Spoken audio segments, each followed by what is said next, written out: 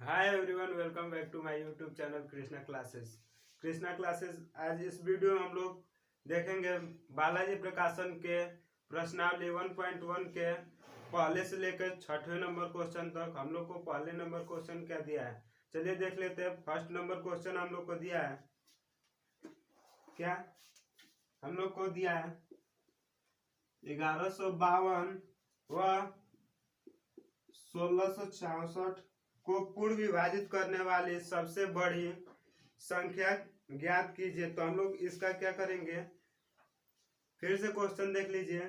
Question दिया है 1152 व 1664 को पूर्णतः विभाजित करने वाली सबसे बड़ी संख्या क्या हो सकती है, उसको हम लोग को ज्ञात करना है। आप लोग को ये क्वेश्चन स्क्रीन पे भी शो होता हुआ दिखाई दे रहा होगा। चलिए देखते हैं इसको। हम लोग इसका एचसीएफ निकालेंगे। तो एचसीएफ एक भाग विधि से निकालते हैं और हम लोग एक यूक्लिड विभाजन प्रमेयिका से निकालते हैं। तो पहले हम लोग भाग विधि से ही निकाल लेते हैं, उसके बाद यूक्लिड विभाजन एल्गोरिथम या यूक्लिड विभाजन प्रमेयिका का प्रयोग करेंगे। तो चलिए इसको हम लोग सॉल्व कर लेते हैं। 1664 और 1152, तो हम लोग इसको एक बार ले जाएंगे।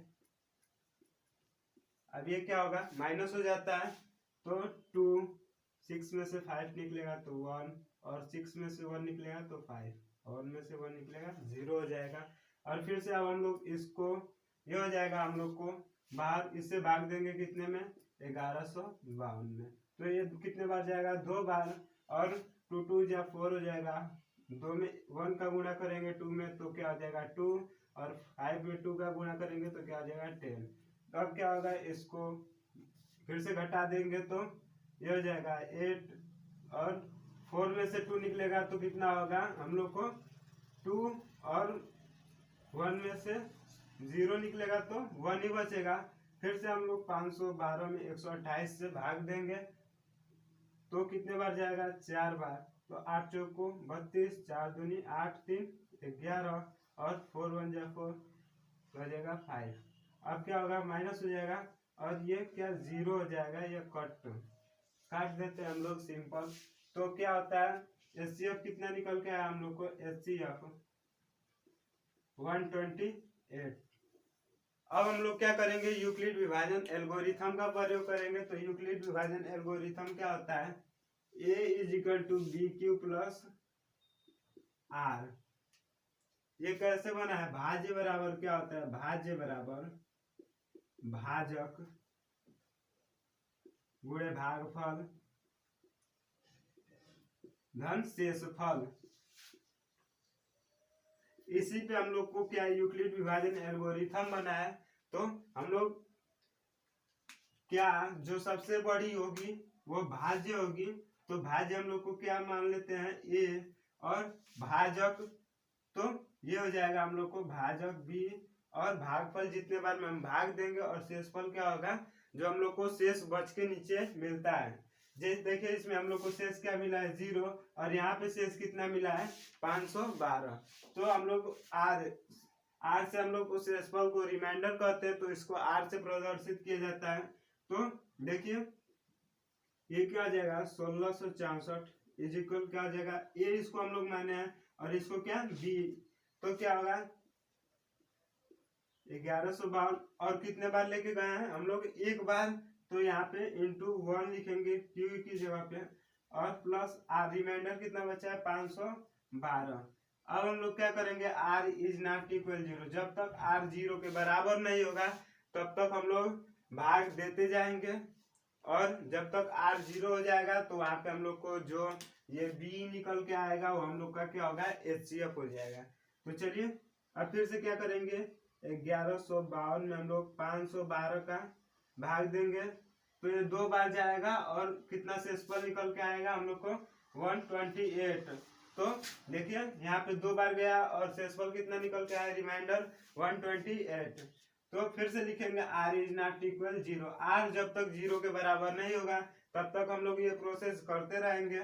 और देखिए अब फिर से कितने से ले जाएंगे, 512, ये फिर से a बन जाएगा, और ये क्या हो जाएगा b।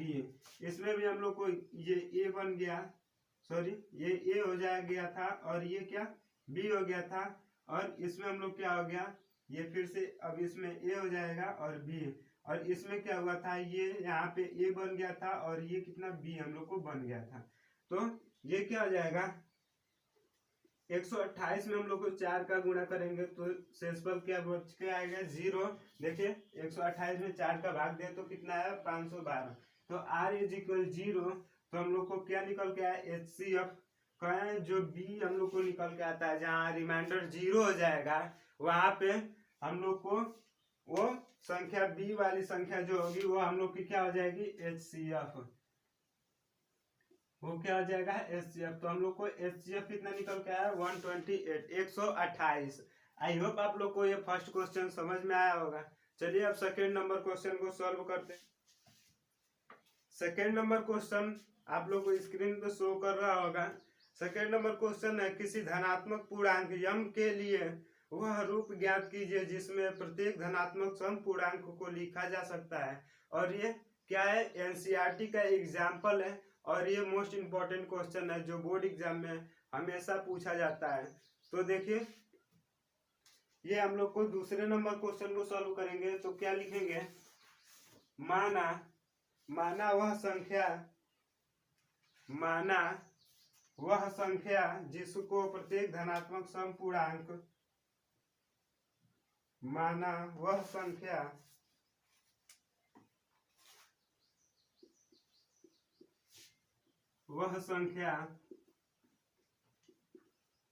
जिसको प्रत्येक धनात्मक सम पूर्णांक के रूप में लिखा जा सकता है, वह संख्या क्या हो गया, 2m। हम लोग ये मान लिए जो धनात्मक सम पूर्णांक के रूप में लिखा जा सकता है वो 2m होता है, और सम संख्या क्या होगी, जो 2 से विभाजित हो जाती है वो सम संख्या होती है। तो इसमें हम लोग 1 2 3 क्या m इज इक्वल टू हम लोग 1 2 3 रख दे तो क्या होगा, देखिए 2m इज इक्वल क्या होगा, यदि m इज इक्वल टू 1 रखे तो क्या होगा, 2 इंटू 1 तो क्या हो जाएगा 2। तो ये भी हम लोग को सम संख्या निकल के आई है, 2 4 6 8, ये हम लोग क्या है, सम संख्या है। और इसमें हम यदि m इज इक्वल टू 2 रखे तो 2 इंटू 2 इज इक्वल क्या हो जाएगा 4। यदि 3 रखे 2m इज इक्वल तो क्या आ जाएगा, 2 इंटू 3 इज इक्वल टू क्या आ जाएगा 6। तो ये हम लोग को देखिए सम संख्या आ रही है 1 2 3, हम लोग रख रहे हैं m इज इक्वल टू, तो हम लोग को क्या निकल के आ रहा है, सम संख्या। तो आई होप आप लोग को ये क्वेश्चन समझ में आया होगा, 2 नंबर क्वेश्चन। चलिए अब तीसरे नंबर क्वेश्चन को हम लोग देखते हैं। तीसरा नंबर क्वेश्चन क्या है, किसी धनात्मक पूर्णांक m के लिए वह रूप ज्ञात कीजिए जिसमें प्रत्येक धनात्मक विषम पूर्णांक को लिखा जा सकता है। तो ये भी एनसीईआरटी का एग्जाम्पल है, और यूपी बोर्ड में 2019 में ये क्वेश्चन रिपीट हुआ है। तो देख लेते हैं, वह संख्या 2m+1 है, माना वह संख्या 2m+1 है जिसमें प्रत्येक धनात्मक विषम पूर्णांक, जिसमें प्रत्येक धनात्मक विषम पूर्णांक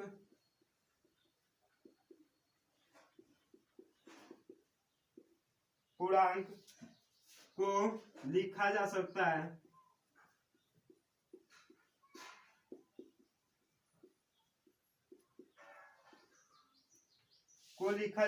है, तो देखिए 2m+1, 2m+1, यदि हम लोग m इज इक्वल टू क्या रखें, 1 2 3 4, तो हम लोग क्या पाएंगे, एक विषम पूर्णांक पाएंगे चलिए देख लेते हैं रख के इसको हम लोग।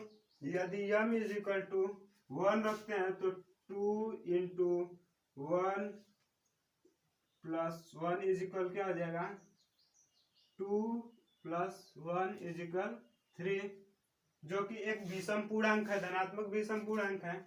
और यदि m इज इक्वल टू 2 रखते हैं तो क्या निकल के आएगा, हम लोग को निकल के आएगा 4 प्लस 1 इज इक्वल क्या हो जाएगा 5। यह भी एक धनात्मक विषम पूर्णांक है। यदि हम लोग m इज इक्वल टू 3 रखते हैं तो क्या निकल के आएगा 2 इंटू 3 इज इक्वल टू क्या आ जाएगा 6 प्लस 1 इज इक्वल क्या आ जाएगा 7। यह भी एक धनात्मक विषम पूर्णांक है। तो हम लोग ऐसे ही रखते जाएंगे तो हम लोग को क्या प्राप्त होगा, एक धनात्मक विषम पूर्णांक प्राप्त होगा। चलिए अब नेक्स्ट क्वेश्चन पर हम लोग चलते हैं। तो नेक्स्ट क्वेश्चन क्या दिया है चलिए देख लेते हैं। तो नेक्स्ट क्वेश्चन हम लोग को दिया है 4 नंबर क्वेश्चन, संख्या 405 और 2520 का एचसीएफ हम लोग को निकालना है। संख्या 405 और 2520 का एचसीएफ हम लोग को निकालना है। तो चलिए निकालते हैं एचसीएफ। पहले हम लोग भाग विधि से निकाल लेते हैं, उसके बाद फिर से हम लोग यूक्लिड विभाजन एल्गोरिथम का प्रयोग कर लेंगे। तो चलिए 405 और 2520 का हम लोग को एचसीएफ निकालना है। तो इसको हम लोग निकाल लेते हैं। 6 बार ले जाएंगे या पहले हम लोग 5 बार ही ले जाते हैं, देखते हैं 5 बार जाता है या नहीं। तो या 6 बार पहले लेके चलते हैं। कितना बचा हम लोग को, इसको माइनस करेंगे तो क्या होगा 90 और ये 0 हो जाएगा। फिर से हम लोग 90 से 405 में लेके जाएंगे तो कितने बार जाएगा 4 बार। तो 4 बार लेके जाते हैं तो ये क्या होगा 360। इसको माइनस करेंगे तो क्या हो जाएगा 445 और 90 से फिर से ले जाएंगे तो 2 बार, तो 90 कैंसिल हो जाएगा। एचसीएफ इससे हम लोग को कितना निकल के आ रहा है 45। और अब हम लोग यूक्लिड विभाजन एल्गोरिथम का प्रयोग करेंगे। तो यूक्लिड विभाजन एल्गोरिथम हम लोग जानते हैं ए इक्वल टू क्या आता है बी क्यू प्लस आर। तो ए हम लोग को कितना है, ए हम लोग को कितना दिया है 2520 और बी कितना दिया है हम लोग को 405। तो ए हम लोग को 2520 इज इक्वल 405 गुणे 6 धन 90। फिर से लिखेंगे आर इज नॉट इक्वल 0 और क्या होगा फिर से ये हम लोग का ए हो जाएगा और ये क्या होगा बी हो जाएगा। तो फिर से हम लोग 405 is equal to 90 into 4 plus 45। फिर से आर इज नॉट इक्वल 0 लिखेंगे और फिर से 90 is equal to 45 into 2 plus 0। तो आर इज इक्वल टू 0। तो एचसीएफ क्या होगा, हम लोग का जो बी होता है वही एचसीएफ होता है। तो 45 इसका एचसीएफ हो जाएगा। एचसीएफ हम लोग का कितना निकल के आ रहा है 45। चलिए अब अगले क्वेश्चन को सॉल्व करते हैं। अगला क्वेश्चन हम लोग को क्या दिया है, अगला क्वेश्चन 5 नंबर हम लोग को दिया है 960 और 1575 का एचसीएफ निकालना है। इसको भी हम लोग पहले भाग विधि से निकाल लेते हैं, उसके बाद यूक्लिड विभाजन एल्गोरिथम का प्रयोग करेंगे। तो चलिए इसको हम लोग निकाल लेते हैं। 5वें नंबर क्वेश्चन को, 5वें number A is equal to कितना दिया है 960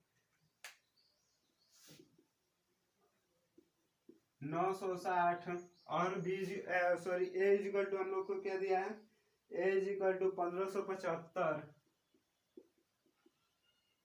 और बी इज इक्वल टू 960। तो हम लोग पहले भाग विधि से कर लेते हैं, उसके बाद हम लोग यूक्लिड विभाजन एल्गोरिथम का प्रयोग करेंगे। ये कितने बार ले जाएंगे, एक बार। तो कितने बार जाएगा 960। फिर से हम लोग क्या करेंगे, एक बार ही ले जाएंगे 960 में 615 से। तो एक बार जाएगा तो 615।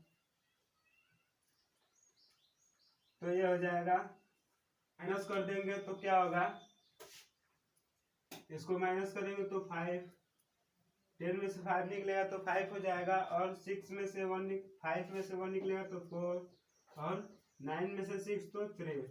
तो अब हम लोग क्या करेंगे, फिर से 615 में हम लोग क्या करेंगे, इससे भाग देंगे तो कितने बार जाएगा, एक ही बार।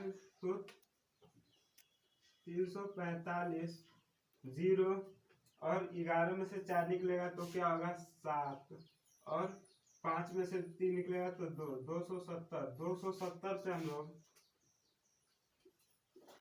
270 से हम लोग 345 में भाग देंगे तो एक बार जाएगा तो 270 5 और 14 में से 7 निकलेगा तो 7 75 हो जाएगा। फिर से 75 में 270 का भाग देंगे तो क्या होगा 77 से 270 में भाग देंगे तो कितने बार जाएगा 3 बार। तो 5 3 15 और 7 3 21 तो 22 हो जाएगा। और 5 6 में से 2 निकलेगा 4 45 में 75 का तो ये कितने बार जाएगा 45 एक बार जाएगा। तो हटाने पर हम लोग को 30 बचेगा, 30 में 45 का भाग देंगे तो हम लोग को एक बार जाएगा और 30 तो कितना होगा 15 और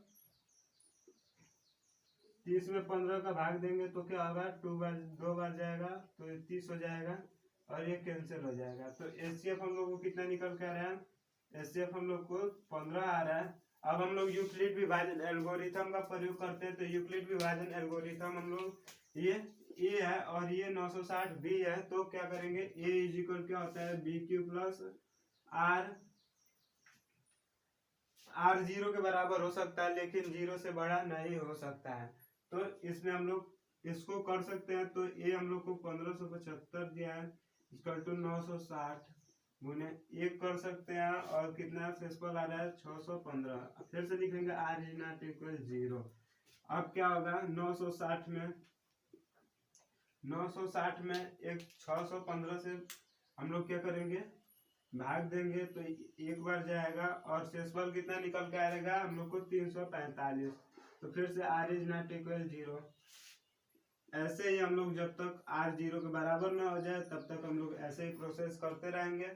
फिर से 345 615 में 345 का भाग देंगे तो ये भी एक बार जाएगा और शेषफल कितना आएगा 270।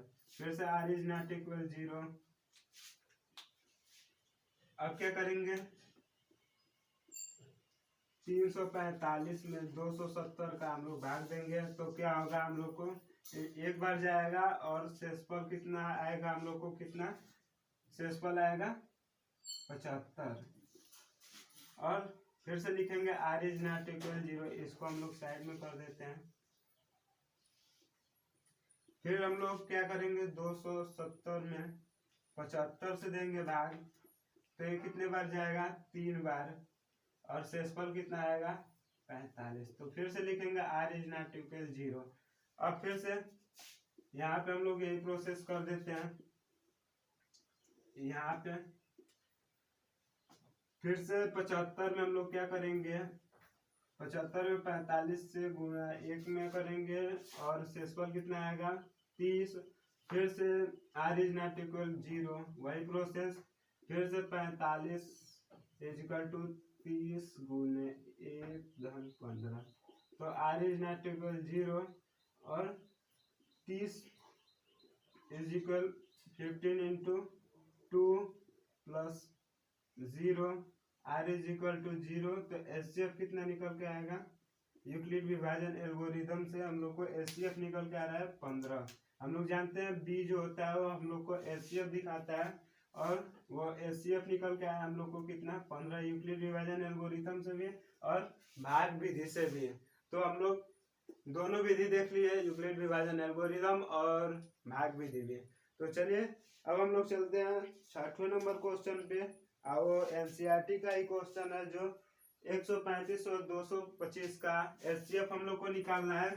तो चलिए निकालते हैं पहले भाग विधि से ही, उसके बाद फिर से हम लोग यूक्लिड विभाजन एल्गोरिथम का प्रयोग करेंगे। दोनों विधि एक ही साथ हम लोग देखते हुए चल रहे हैं। तो चलिए 7 नंबर क्वेश्चन हम लोग को दिया है 135 और 225, तो 225 और 135, तो हम लोग कितने बार ले जाएंगे? एक बार। तो 135 ये हो जाएगा 90, फिर से 90 से 135 में ले जाएंगे तो कितने बार? एक बार जाएगा। फिर से 90 हो जाएगा, 90 में से तो 45 हो जाएगा, 45 से 90 में ले जाएंगे तो दो बार जाएगा। तो 90 क्या हो जाएगा? कैंसिल हो जाएगा। तो एचसीएफ हम लोग इससे क्या निकल के आ रहा है? एचसीएफ हम लोग को निकल के आ रहा है 45। हम लोग को भाग विधि से एचसीएफ कितना निकल के आ रहा है? 45। और यूक्लिड विभाजन एल्गोरिथम का प्रयोग करके हम लोग देख लेते हैं ए इज इक्वल टू क्या होता है? B Q plus R. R 0 के बराबर हो सकता है लेकिन आर 0 से बड़ा नहीं हो सकता है। तो ये हम लोग का क्या हो जाएगा? ए और ये हो जाएगा बी। तो हम लोग 225 को ए मान लेते हैं और 135 को बी। तो ये कितने बार जाएगा? एक बार। और शेषफल कितना आएगा? 90। और तो फिर से लिखेंगे आर इज नॉट इक्वल 0। और 135 से हम लोग 90 में तो एक बार जाएगा और शेषफल कितना आएगा? 45। तो हम फिर से लिखेंगे R is not equal 0। R 0 के बराबर जब तक नहीं होगा तब तक ही हम लोग प्रोसेस करते रहेंगे। फिर से 90 इज इक्वल टू क्या आ जाएगा? 45 इंटू 2 और क्या हो जाएगा? 0। तो आर इज इक्वल टू 0 हो जाएगा।